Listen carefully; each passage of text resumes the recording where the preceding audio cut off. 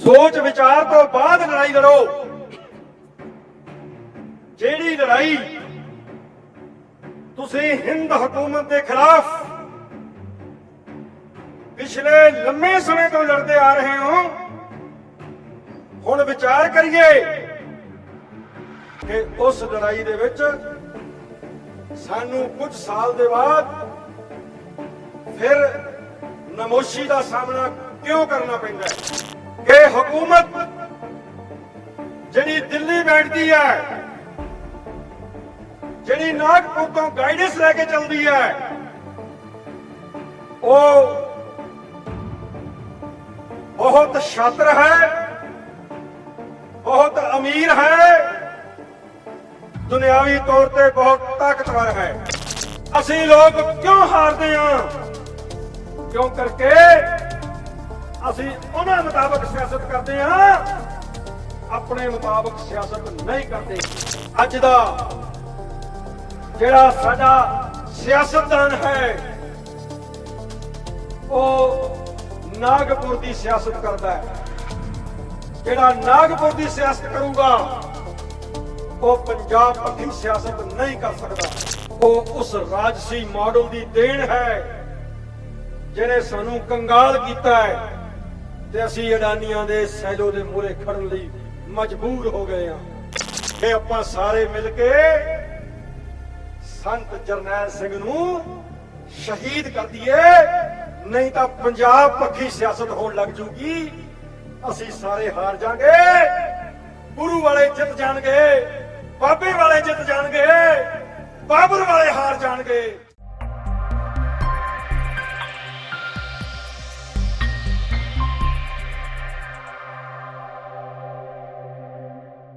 तखत श्री दमदमा साहेब तलवंडी साबो की पवित्र धरती ते विराजमान अज खालसा साजना दिवस के संबंध विच एकत्र होए समूह साध संगत जीओ, वाहिगुरु जी का खालसा वाहिगुरु जी की फतेह। मेरे तो पहला पार्टी के बहुत ही सीनियर बुलारिया ने, ढाडी साहब ने बहुत वधिया तरीके दे नाल आप जी नूं इतिहास ते मौजूदा परिस्थितियां तो वाकिफ कराया है। पिछे जे जिवें कि आप सब नूं पता है, भाई संदीप सिंह उर्फ दीप सिद्धू उन्हां दी शहादत हुई है। मैं ये जिक्र उचेचा तां करना ठीक समझिया कि उस नौजवान साडे छोटे भाई ने पंजाब ते सिखां नूं दुनिया भर च एक सुनेहा दिता कि तुहाडी हुण सोच के लड़ाई लड़न की लोड़ है। सोच विचार तो बाद लड़ाई लड़ो। जेड़ी लड़ाई तुसी हिंद हुकूमत के खिलाफ पिछले लंबे समय तो लड़ते आ रहे हो, हुण विचार करिए कि उस लड़ाई दे विच सानू कुछ साल दे बाद फिर नमोशी का सामना क्यों करना पैंदा है। इहदा कारण जो असी समझे हां वो ये है कि हुकूमत जिहड़ी दिल्ली बैठती है, जिहड़ी नागपुर तो गाइडेंस लेके चलती है, वो बहुत शातिर है, बहुत अमीर है, दुनियावी तौर पे बहुत ताकतवर है। असी ये गल्लां विचारे बिना हर वार मैदान दे विच कुददे आ। ये स्टेज ते इस पंडाल च बैठे लोग जो संगत रूप तुसी बैठे हो, तुहानू संबोधन होण दी सानू सारियां नू कोई लोड़ नहीं, क्यों करके तुसी ओ चतन लोग हो जेड़े पखंडियां दियां स्टेजां छड्ड के इस पंडाल च आए हो। तुसी समझदार हो। जिहड़ा असी तुहानू संबोधन होके कहने आ ओ तुहाडे राहीं मीडिया राहीं दुनिया भर च वसदे सिखां नू, पंजाब नू प्यार करने वाले सच्चे लोगों नू संबोधन होने आ। इस बार कई बार इस करके कई बार ये लगता है कि शायद असी तुहानू कह रहे हैं, नहीं, तुहाडे राहीं असी दुनिया नू ये सच्चाई दसना चाहुंदे आ कि तुसी झूठ दी दुनिया दे विच गलतान होए हो। मैं अपनी गल नू इस पवित्र धरती नाल जोड़ के करना चाहुंदा। जिन्हां चीज़ां दा असीं अज सामना कर रहे हैं, मैं उदाहरण दिना कि असीं गल करदे हां एक कार सेवा वाले बाबे ने, फिर गल करदे हां ये जी कथा वाले बाबे ने, कीर्तन वाले बाबे ने, आज ही पोलीटिकल लोग ने।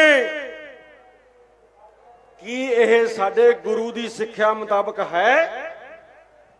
जे नहीं है तो साडे सिख समाज दे विच किवें आ गए ये दर्जाबंदी? इस पवित्र तख्त वल देखो जिथे गुरु गोबिंद सिंह जी ने दम लिया, दमदमा साहिब, ते आप सब नू पता है कि गुरु ग्रंथ साहिब जी नू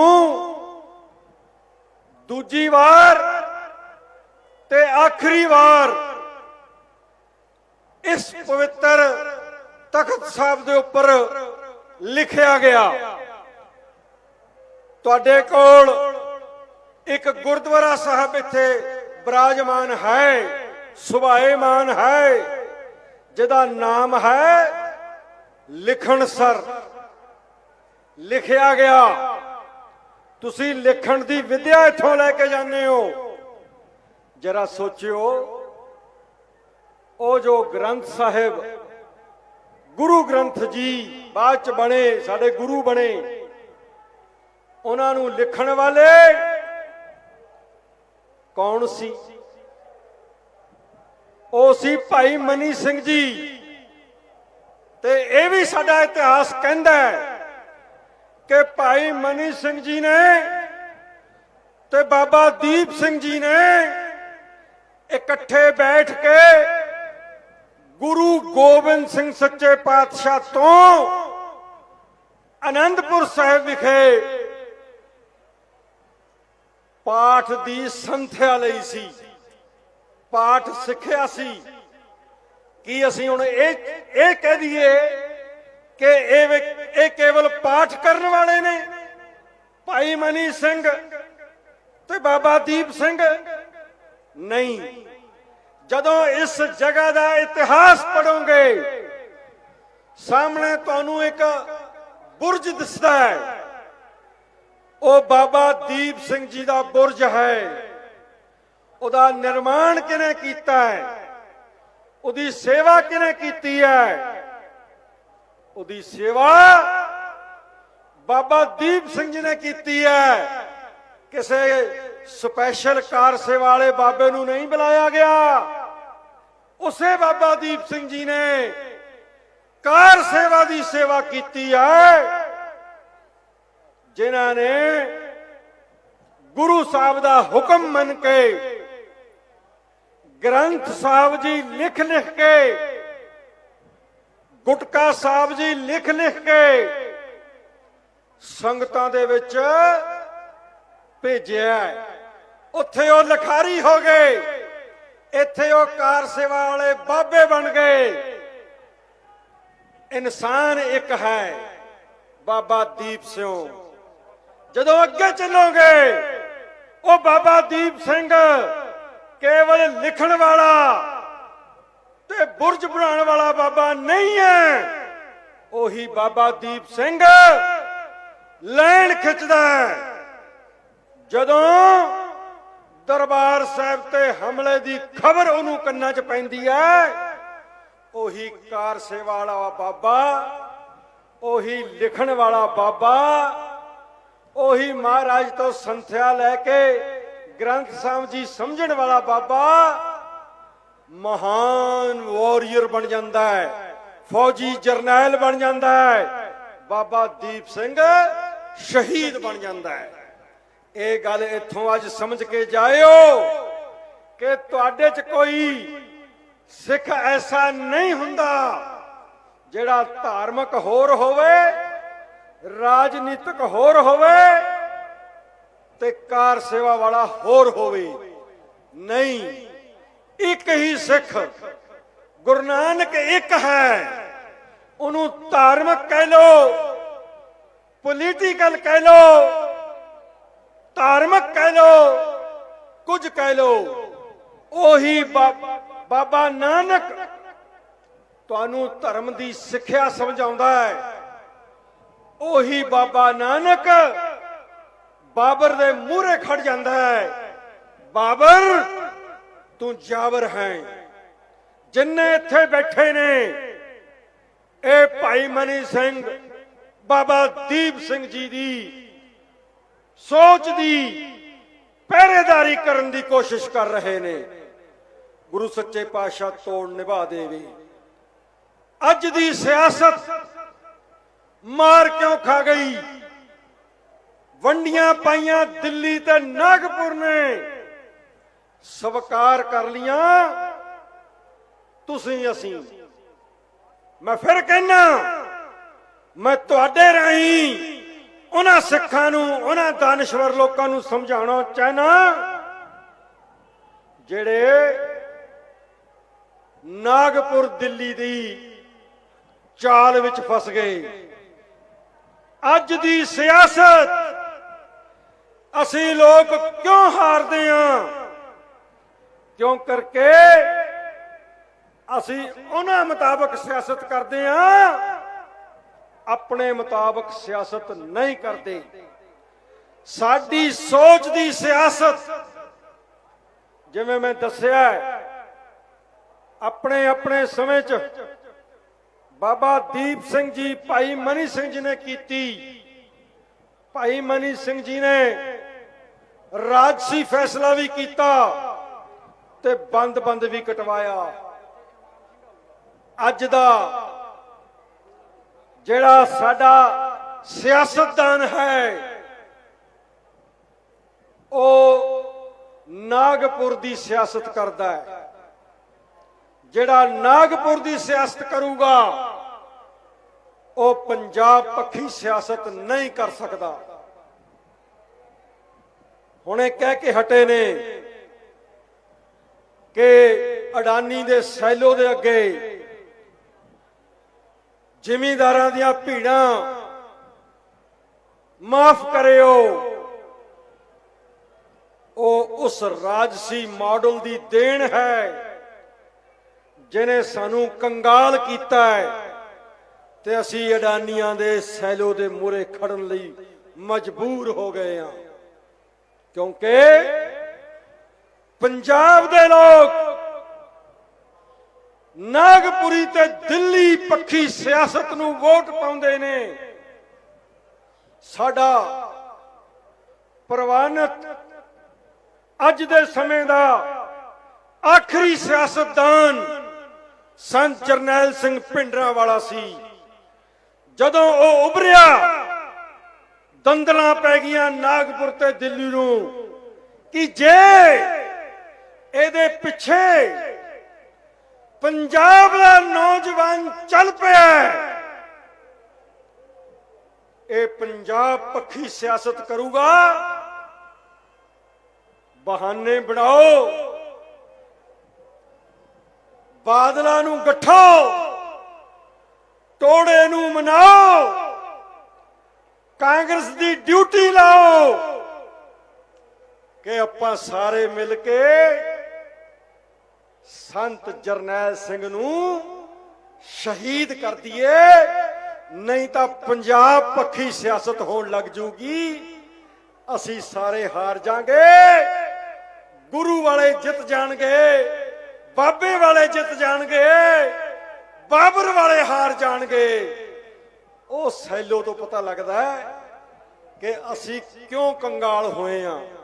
ਉਸ ਤੋਂ ਬਾਅਦ ਜਿਹੜੀਆਂ ਪਰਸੈਪਸ਼ਨਸ ਬਣਾ ਦਿੱਤੀਆਂ ਗਈਆਂ, ਜਿਹੜੀ ਚਾਲ ਸਾਨੂੰ ਮੰਨਣ ਲਈ ਮਜਬੂਰ ਕਰ ਦਿੱਤਾ, ਝੂਠੀ ਚਾਲ, ਉਹ ਸੀ ਕਿ ਭਿੰਡਰਾਂਵਾਲਾ ਤੇ ਉਹਦੇ ਸਾਥੀ ਅੱਤਵਾਦੀ ਨੇ। ਇਸ ਸਟੇਜ ਨੇ 40 साल का इतिहास तुहाडे सामने रखिया कि भिंडरांवाला अतवादी नहीं सी, क्योंकि सानू लोड़ है गुरु दे दसे मार्ग मुताबक अपनी राजसी ते धार्मिक इकट्ठी मीरी पीरी दी सियासत करन दी। कदे ना भुलियो, वारी वटा करदे करदे 2022 तक आ गए। 1981 तो लेकर के अज तक दा मैं ते मेरे नाल दे चशमदीद गवाह ने इस राजनीति दे जिहदे विच वारी वटा होया है। ਉਹ ਹੁੰਦਾ ਰਿਹਾ ਕਾਂਗਰਸਾਂ ਤੇ ਬਾਦਲਾਂ ਦੇ ਵਿੱਚ। CID ਨੇ ਕਿਹਾ ਲੋਕਾਂ ਨੂੰ ਸ਼ੱਕ ਪੈਣ ਲੱਗ ਗਿਆ ਕਿ ਤੁਸੀਂ ਇੱਕੋ ਹੀ ਹੋ, ਜੇ ਤੁਸੀਂ ਮੰਨੋ ਤਾਂ ਅਸੀਂ ਇੱਕ ਤੀਜਾ ਬਦਲ ਲੈ ਆਈਏ।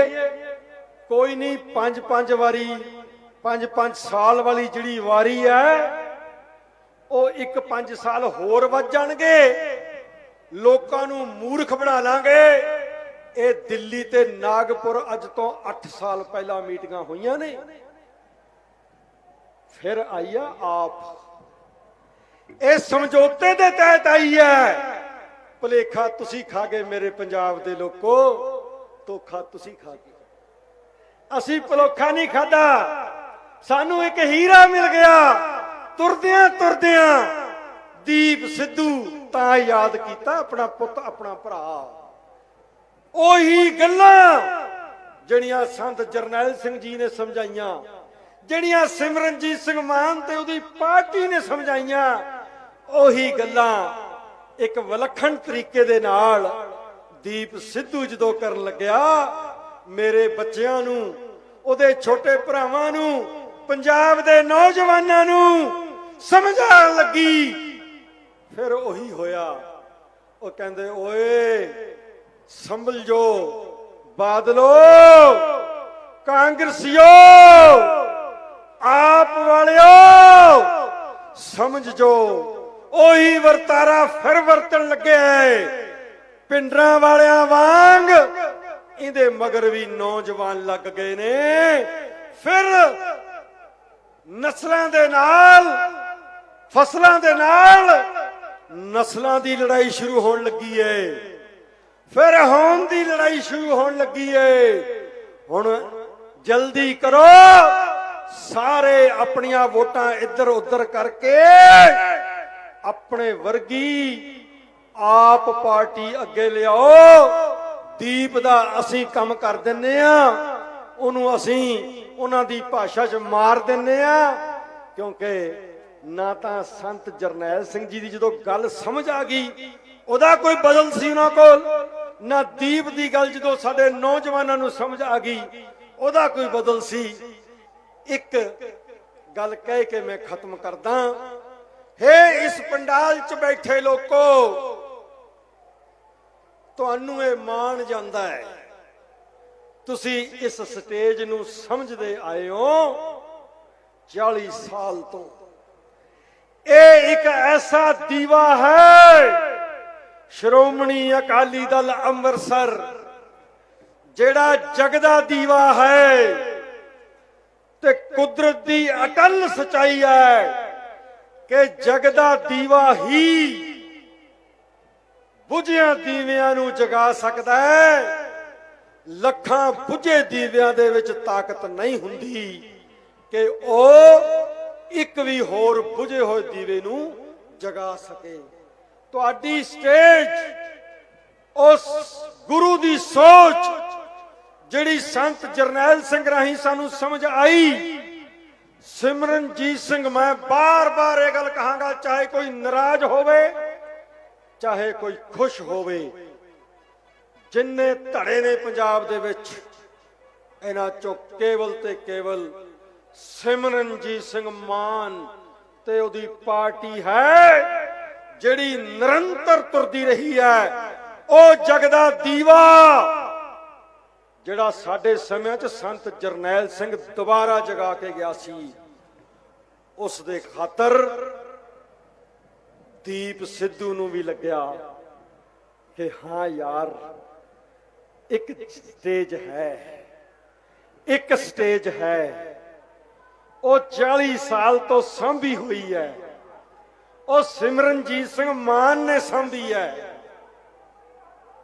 आओ चलिए, आओ चलिए नौजवानों, उन्हें कहा तुहानू हुण तां वीडियो दा जमाना है। मान साहब दे कोल खड़ खड़ के मान साहब दी ओ इतिहासक किरपान, ओ श्री साहब जिहड़ी उहदा दे कदे पड़दादियां ने 1885 तो लैके 1785 तो लेकर के 1825 तक जिहड़ी सिमरनजीत सिंह मान दे हथ च किरपान हुंदी है ना, उन्हें मिसलां ते सरदार महाराजा रणजीत सिंह दे समय च उस श्री साहब ने जंग लड़े ने। हरी सिंह नलूए दे नाल होके उस श्री साहब ने जंग लड़े ने, सिख इनकलाब दे, सिख राज दे। ओ श्री साहब ते उस श्री साहब दी सोच सिमरनजीत सिंह मान दी स्टेज ते सी है ते रहूगी। उसे ते आके उसे श्री साहब नू अपने हाथ विच लहरा लहरा के दीप सिद्धू कह के गया कि असी श्री साहब दे वारस हां। लगदा है तुसी मेरी भावना समझ गए होंगे। मैं इत्थे ही अपनी गल नूं विश्राम दिंदा होया अपनी कौम दे भुले होए लोकां नूं बेनती रूप च दसना चाहना। आ 5 MP बन गए, पानी चला गया, चंडीगढ़ चला गया, हजे तो परसों महीना होना है, हजे तो 60 महीने पे ने, 60 महीने। ये 50 साल भी साडे देखते देखते गए ने, ये 60 महीने भी देखते देखते चले जाने। पर मैं स्टेज वालियां नूं जिन्हां ते मैनूं कोई शंका ही नहीं, ते पंडाल वालियां नूं जिन्हां बारे मैं पहला कह चुका, ते इन्हां राही सुनदी सारी लुकाई नूं बेनती करदा, पंजाब दी सियासत करन वाले नूं मौका दिओ। जे नहीं भी दोगे फिर भी तुरते रहांगे। क्यों? जिस दसम पातशाह ने अज दे दिन खालसा साजिया, उस दसम पिता ने मैनू ये भी तुहानू ये भी सिखाया है कि 80,000 दी गिनती विच भी मैं अज दे दिन आवाज मारी सी, तो मेरा सिद्धांत 80,000 दी संगत विच भी ओही सी ਤੇ ਉਸ ਤੋਂ ਚੰਦ ਸਾਲ ਬਾਅਦ ਜਦੋਂ ਮੈਂ ਇਕੱਲਾ ਰਹਿ ਗਿਆ ਸੀ, ਮੇਰਾ ਪਾਤਸ਼ਾਹ ਮੈਨੂੰ ਸਮਝਾਉਂਦਾ, ਤੁਹਾਨੂੰ ਸਮਝਾਉਂਦਾ ਹੈ ਕਿ ਜਦੋਂ ਮੈਂ ਮਾਛੀਵਾੜੇ ਦੇ ਜੰਗਲਾਂ 'ਚ ਇਕੱਲਾ ਰਾਤ ਨੂੰ ਪਿਆ ਸੀ, ਮੇਰੇ ਪੈਰਾਂ 'ਚ ਕੰਡੇ ਚੁਭ ਰਹੇ ਸੀ, ਮੇਰੇ ਕੱਪੜੇ ਪਾਟ ਗਏ ਸੀ, ਮੇਰਾ ਸਿਧਾਂਤ ਫਿਰ ਵੀ ਉਹੀ ਸੀ। ਉਸ ਸਿਧਾਂਤ ਨੂੰ ਮੰਨਣ ਵਾਲੇ ਲੋਕੋ ਇਸ ਗੱਲ ਦੀ ਬਿਲਕੁਲ ਪਰਵਾਹ ਨਹੀਂ ਕਰਾਂਗੇ ਕਿ ਅਸੀਂ ਥੋੜੇ ਰਹਿ ਗਏ ਜਾਂ ਅਸੀਂ ਬਹੁਤੇ ਰਹਿ ਗਏ। ਅਸੀਂ ਆਪਣਾ ਪਾਤਸ਼ਾਹੀ ਦਾਵਾ ਕਦੇ ਨਹੀਂ ਛੱਡਾਂਗੇ ਤੇ ਖਾਲਿਸਤਾਨ ਇਸੇ ਧਰਤੀ ਤੇ ਬਣਾ ਕੇ ਛੱਡਾਂਗੇ। ਖਾਲਿਸਤਾਨ ਬਣਾਵਾਂਗੇ। ਤੇ ਇੱਕ ਹੋਰ ਗੱਲ ਕਹਿ ਕੇ ਮੈਂ ਖਤਮ ਕਰਦਾ, ਇਹ ਧਰਤੀ ਜਿਹਨੇ ਕੱਲ ਖਾਲਿਸਤਾਨ ਬਣਨਾ, ਸਾਨੂੰ ਪਤਾ ਹੈ ਇਹਦੇ ਚੋਂ ਪਾਣੀ ਮੁਕਾਇਆ ਜਾ ਰਿਹਾ ਹੈ, ਜ਼ਹਿਰਾਂ ਪਾਈਆਂ ਜਾ ਰਹੀਆਂ ਨੇ। ਸਾਡਾ ਜ਼ਿਮੀਂਦਾਰ, ਸਾਡਾ ਦੁਕਾਨਦਾਰ ਇੰਨਾ ਗਰੀਬ ਕਰ ਦਿੱਤਾ ਜਾ ਰਿਹਾ ਹੈ ਕਿ ਇਹ ਅਡਾਨੀਆਂ ਅੰਬਾਨੀਆਂ ਦੇ ਮੂਹਰੇ ਝੁਕ ਜਾਵੇ।